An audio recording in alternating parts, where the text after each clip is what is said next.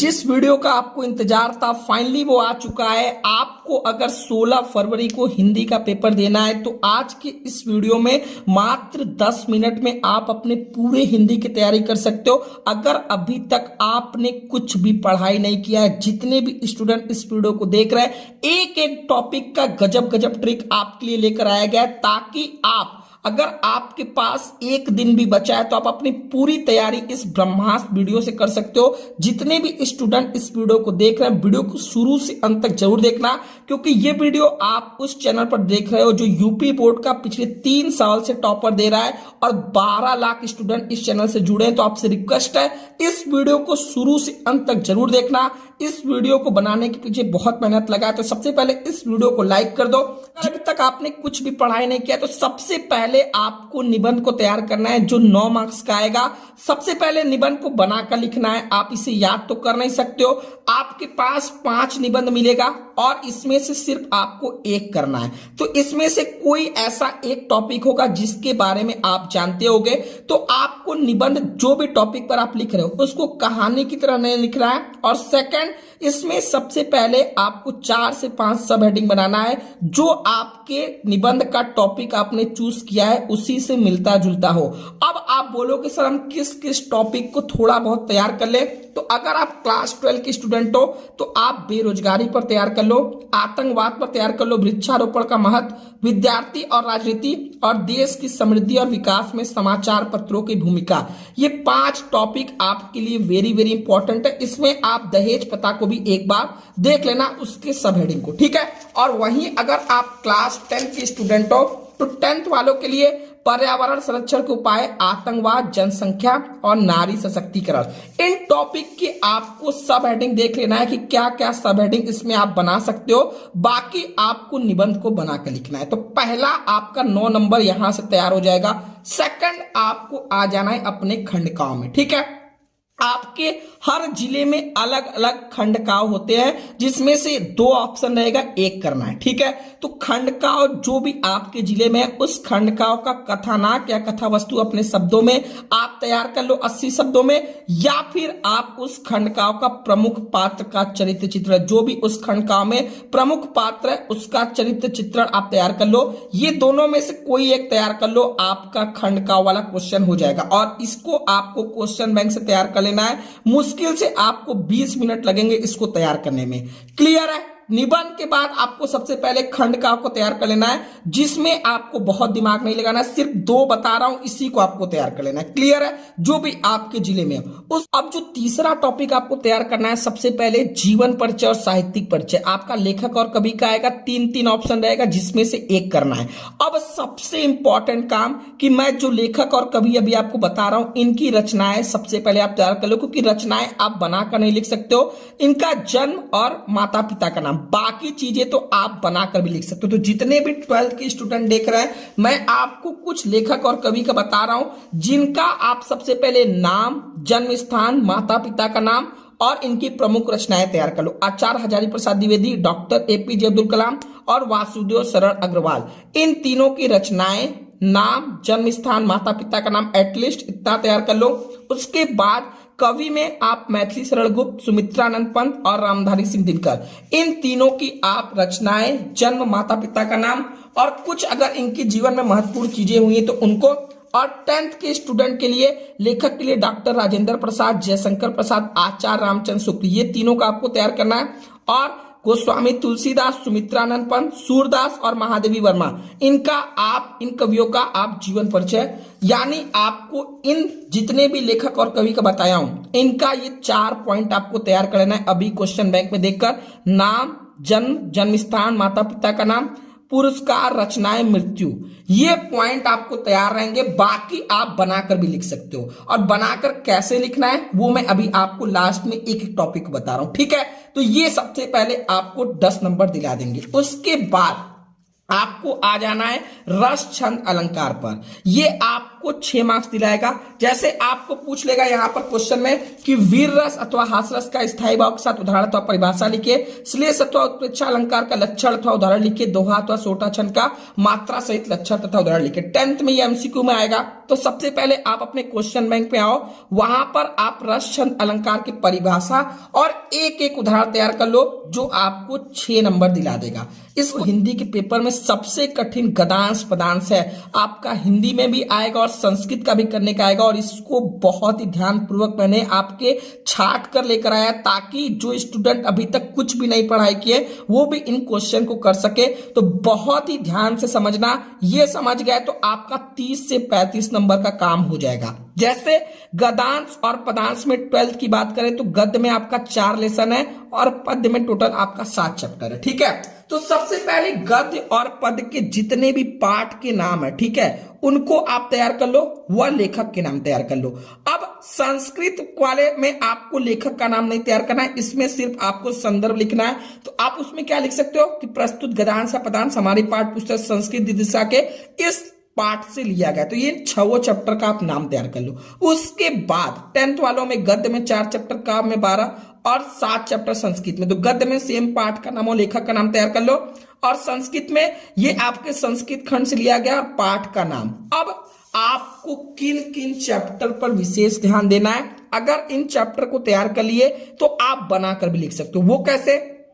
12th की बात करें तो गद्य में आपके लिए 2 चैप्टर मोस्ट इंपॉर्टेंट है, राष्ट्र का स्वरूप, अशोक के फूल। इसके गद्यांश के चैप्टर जितने भी आए हैं पिछले साल उनको आपको देख लेना है। उसके बाद पद की बात करें तो पवन दूतिका, श्रद्धा मनु, नौका विहार, गीत, और जो आपका संस्कृत वाला गद्यांश है उसमें संस्कृत भाषा महत्व, महामना मालवीय, वेरी वेरी इंपॉर्टेंट। अगर ये 2 चैप्टर का देख लिए तो एक आपका पक्का इसमें फंसेगा। पदांश की बात करें तो सुभाषित, रत्नानी, इंपॉर्टेंट नहीं वेरी इंपॉर्टेंट है, और जातक कथा, इन दोनों के श्लोक आपको देख लेने पदांश वाले, जो आपको 7 मार्क्स दिलाएंगे। 10th वालों के लिए गद्य में मित्रता और ममता, काव्य में बात करें तो पद, धनुष, भंग, वन पद पर, हिमालय से, ये 3 चैप्टर के काव्य में आप देख लेना। संस्कृत में बात करें तो गद्यांश में वाराणसी और भारतीय संस्कृति, और पदांश में बात करें तो जीवन सूत्राणी। तो ये वो चैप्टर है जो आपके लिए वेरी वेरी इंपॉर्टेंट है। आपको इन चैप्टर को 100% क्वेश्चन बैंक से देख कर जाना है। अगर इन चैप्टर को देख लिए तो आपका ये गद्यांश पदांश वाले सारे क्वेश्चन हो जाएंगे, और अगर इतना तैयार कर लिए तो आप इसमें बनाकर भी लिख सकते हो, क्योंकि आपको पाठ का नाम, लेखक का नाम तैयार रहेगा, और इधर संस्कृत का पाठ का नाम तैयार रहेगा। बाकी चीजें तो आप इतने लेसन का तैयार किए रहोगे तो आप बनाकर भी लिख सकते हो। अब नेक्स्ट सबसे इंपॉर्टेंट बात है कि 12th वालों के लिए कहानी, जो आपका बहादुर, पंचलाइट, ध्रुव यात्रा, इसमें से कोई एक ही करना है।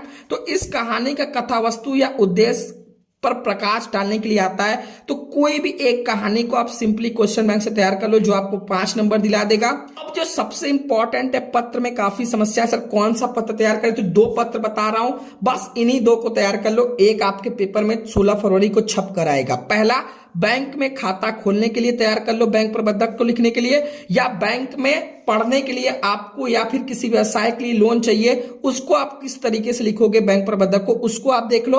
और दूसरा, शहर में फैली संक्रामक बीमारी की ओर जिला अधिकारी का ध्यान आकर्षित करने के लिए एक आपको प्रार्थना पत्र लिखना है। बस ये 2 प्रार्थना पत्र क्वेश्चन बैंक में देख लो कि शुरू में क्या लिखते हैं, बीच में क्या लिखते हैं और लास्ट में क्या लिखते हैं।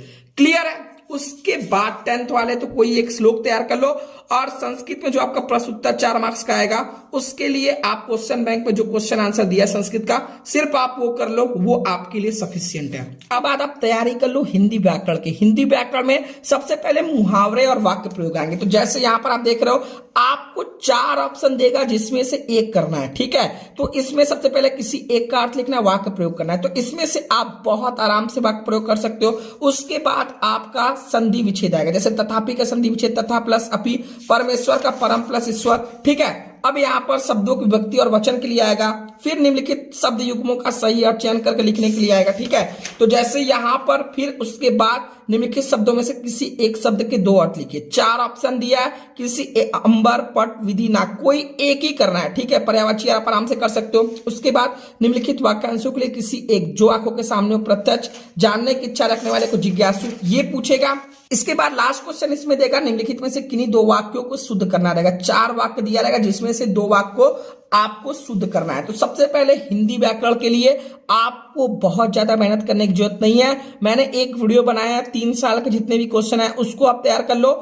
वो वीडियो का लिंक डिस्क्रिप्शन में प्रोवाइड किया हूं। साथ में क्वेश्चन बैंक में जितने ऐसे क्वेश्चन दिए हैं उन सभी को बस एक एक बार देख लो, बाकी आप बहुत आराम से इसको बनाकर लिख सकते हो। अब 10th में जैसे उपसर्ग आएगा, प्रत्यय आएगा, समास, पर्यायवाची और रस, छंद, अलंकार, ये आपका व्याकरण सेक्शन जो रहेगा वो एमसीक्यू में आएगा। तो ये सारा कुछ एमसीक्यू में आएगा। तो एक बार ये सारी टॉपिक को आप क्वेश्चन बैंक से प्रैक्टिस कर लो, ठीक है। इसके बाद आपका बच जाता है 10 नंबर का एमसीक्यू क्वेश्चन। जो एमसीक्यू क्वेश्चन है तो उसमें तो आपका बहुविकल्पी रहेगा। तो क्वेश्चन बैंक में जितने क्वेश्चन दिए हैं बस अगर आप उन्हीं को पढ़ते रहोगे तो उसी में से क्वेश्चन आएगा। और उसमें से भी छांट कर मैंने 300 एमसीक्यू क्वेश्चन जो पिछले 5 साल में उनको कराए हैं, उस वीडियो का लिंक डिस्क्रिप्शन में दिया हूं।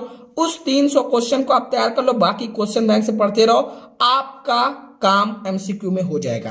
अब ऐसा 10th-12th में कोई टॉपिक नहीं है जो मैंने आपको छोड़ा है, बस आपको इसी तरीके से तैयार करना है। सबसे पहले जिस क्रम वाइज मैंने आपको बताया उसी क्रम वाइज आप एक एक टॉपिक को तैयार कर लो, उसके बाहर आपका कुछ भी नहीं आने वाला। और सबसे ज्यादा इंपॉर्टेंट है कि पहले ही दिमाग में क्लियर कर लो कि एक भी क्वेश्चन को छोड़कर नहीं आना है। टाइम मैनेजमेंट का ध्यान रखना है कि 3 घंटे में पेपर किस तरीके से पूरा करना है, कैसे लिख कर आना है। ये नहीं कि पता चला आधा पेपर किए आधा छोड़ दिए, ठीक है। जो पहला पेज होगा उसमें वही क्वेश्चन को करना है जो 100% सही हो।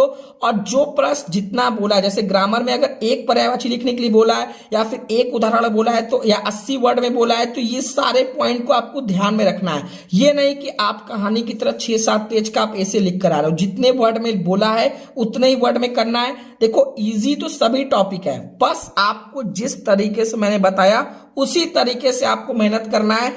आप बहुत आराम से हिंदी में बहुत अच्छे मार्क्स स्कोर कर सकते हो, क्योंकि मैंने आपको बता दिया कि एमसीक्यू क्वेश्चन, आपका संस्कृत में गद्यांश पदांश जो है वो भी मैंने आपको बता दिया, आपका कहानी खंड का, और उसके बाद आपका चौथा जीवन परिचय, साहित्यिक परिचय, हिंदी व्याकरण को कैसे तैयार करना है ये भी मैंने आपको बता दिया।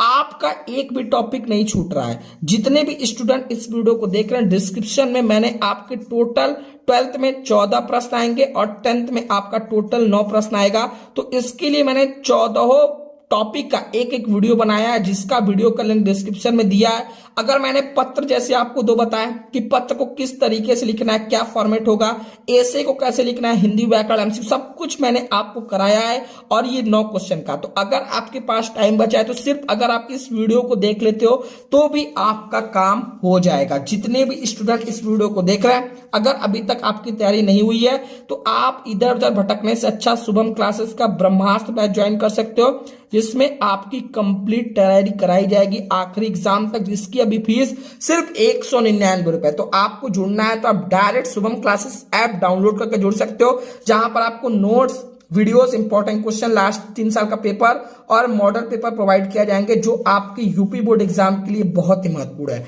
तो जितने भी स्टूडेंट देख रहे हैं, अगर आपको जुड़ना है तो इन 2 नंबर पर व्हाट्सएप कर सकते हो।